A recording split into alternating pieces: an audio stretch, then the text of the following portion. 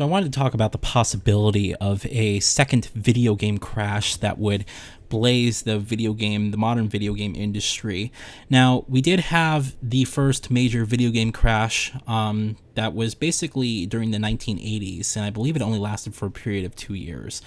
The result of that crash was more or less due to the many different available consoles on display at that time, and on top of that, you essentially had an oversaturated market of games where people just couldn't really afford to play so many games. Were getting starting to get really mainstream, and so I sort of wanted to talk about the possibility because I keep hearing news, and this kind of really sparked my interest as of late, because I just heard the news that Rage 2, which just released last week, did not meet the sales expectations and in fact sold worse than the previous game. And a lot of people are saying doom and gloom, and everybody's freaking out when I really don't think it's necessarily a thing about freaking out. But it's unfortunate because Rage 2 is one of those games that should typically sell well. It's coming from an acclaimed developer, even though it's not an in-house id game, it is coming from Avalanche Studios, and it does have the id branding.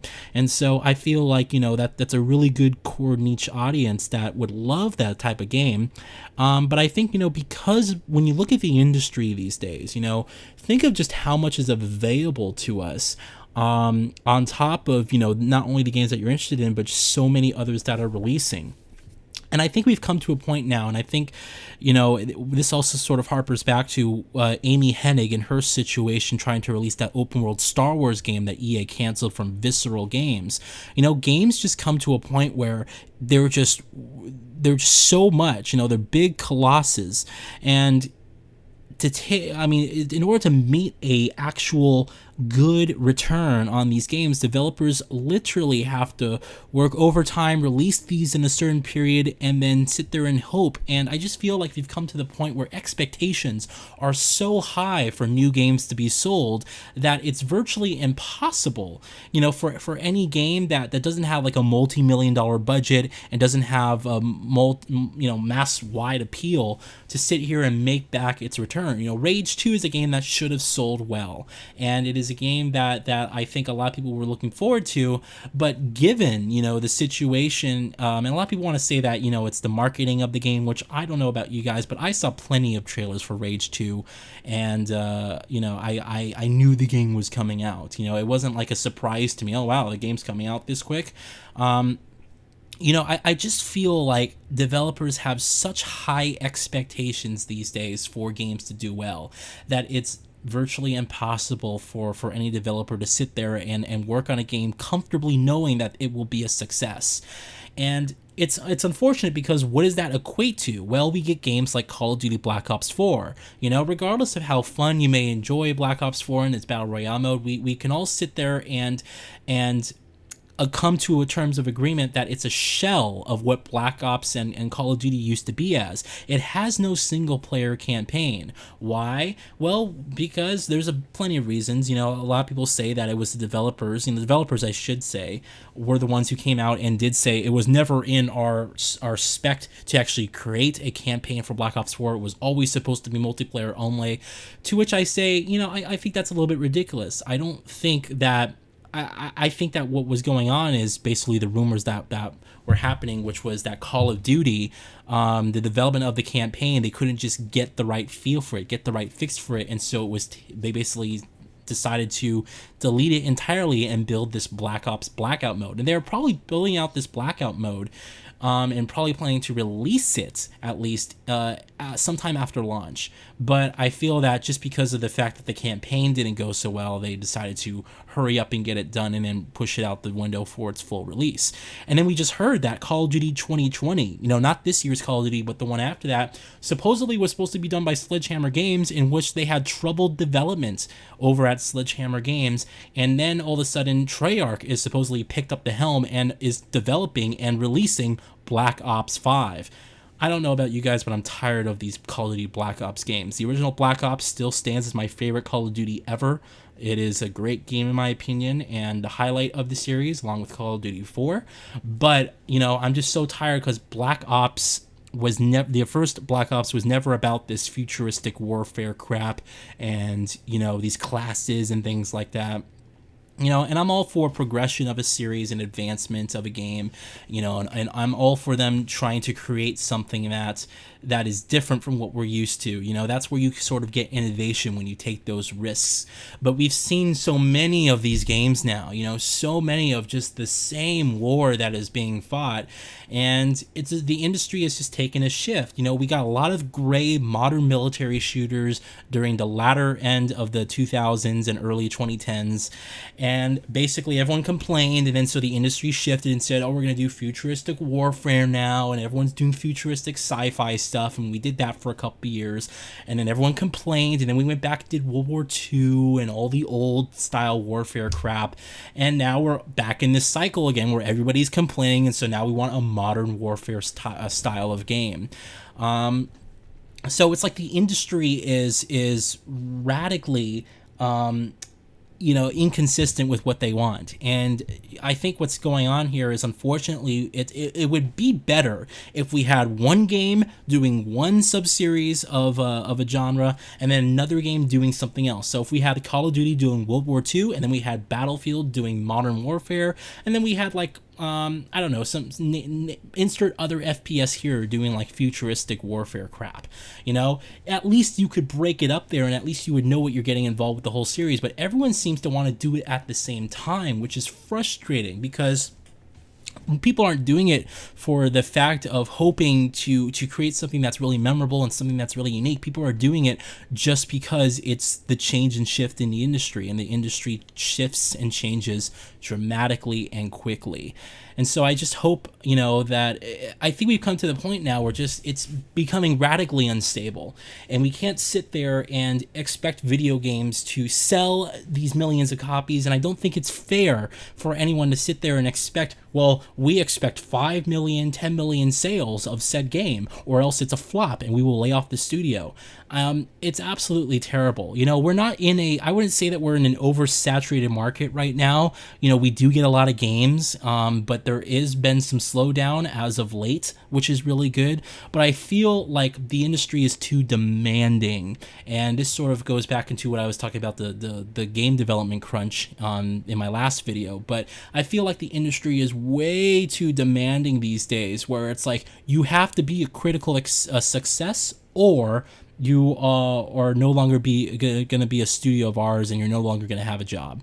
And that level of insecurity, being threatened with the position at your work, leads to really terrible, poor working conditions. Because imagine going to work every single day where you're sitting there and you don't know if your game's going to be a huge success, and if it isn't a huge success, you're basically guaranteed out of a job. And I look at Amy Hennig, going back to her. What a talented individual, the writer of the first 3 Uncharted games. I mean, love those games. Those games are critical successes. There is no reason why she shouldn't have everyone supporting her and giving her everything that she needs in order to make a successful game. But here we are, where EA shuts down her studio and her game, and people probably would have loved that.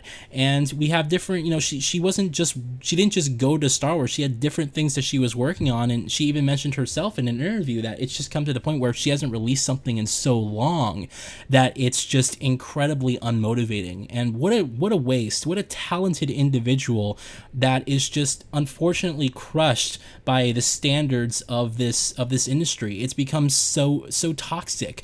And I'll be honest with you guys, I used to say back in the day that, I want to be a game developer and I want to write stories for games, and this is my passion. I want to change the gaming industry.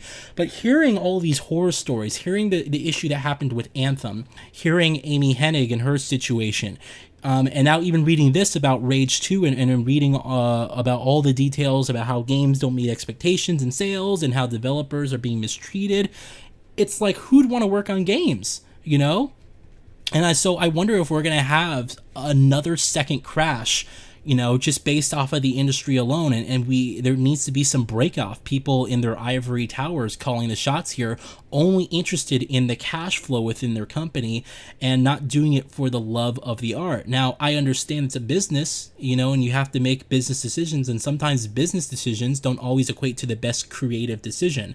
I completely understand that situation, but there has to be something better than people feeling threatened to the point where they can't even release a game in good faith, and it's like at any point they can just be let go through terrible management or through their game not selling well enough. Look at Telltale Games. They create beautiful stories, great games, and I played their games early on, and The Walking Dead, the original Walking Dead season 1, still one of the most emotional stories I've ever experienced in a video game.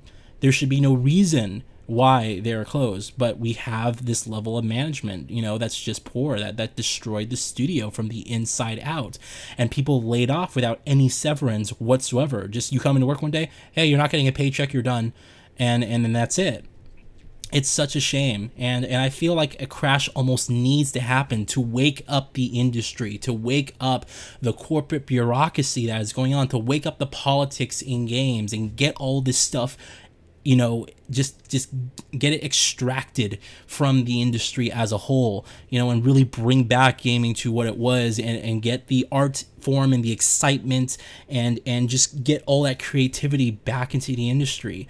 I still haven't played a game that has eclipsed the first Mass Effect, the first BioShock, Uncharted 2, the Gears of War. I can name any other of these games, that are really popular games, and none of the games that have come out in the past 10 years, I would say, well, not 10 years, let's say this entire generation, none of the games that have come out this entire generation have even come close to eclipsing any of those great classics from the last generation. And I think that is the result of mainly just the terrible corporate bureaucracy that is going on in the industry. And so I really do feel like a crash needs to happen. And when you're hearing stories like this, people spending tens of millions of dollars in some of these games and only making like a fraction of it back, I mean, what's going to happen to Avalanche Studios? What's going to happen to it? I bet after this, Bethesda says, nope, we're not partnering with any more game developers. We're going to keep all our projects internal. They're going to have to do some restructuring and rethinking how they do their games now because of this situation, which is unfortunate. Because Rage 2, regardless of what you think about it, no one should have. There's no reason why this game shouldn't have sold well. And I'm just worried about the implications and the consequences mostly of what this means for the developers at hand. Some talented people over there. I wonder what's going to happen. I guess we're just going to have to wait and see. But, I do feel like this crash needs to happen at this point. And if this means that we'll not get more AAA games, we'll get like just a period of a couple years of just indie games. We'll get some people leaving the console race. If we'll get, just less games in general, if that's what that means, have at it. I would gladly take a couple years off of brand new games and just the industry being on hold for a sec. I have a huge backlog anyway. There's tons of games to play. I would gladly do that if it meant that games could return to the amount of creativity and passion that they once used to have. Because all I see these days when I'm pushing the inputs on my controller, there's brief glimpses of hope in some of these amazing games that I play. Brief glimpses of hope, but I can see the struggles. I can see, and rather just feel in the background the tension that was required in order to create some of these amazing experiences. But let me know what you guys think. Does the industry need to crash? Do we need to have a second video game crash? Or what's another way for us to fix this situation? How do we get creativity and innovation back into games? How do we overcome the situation that we're in?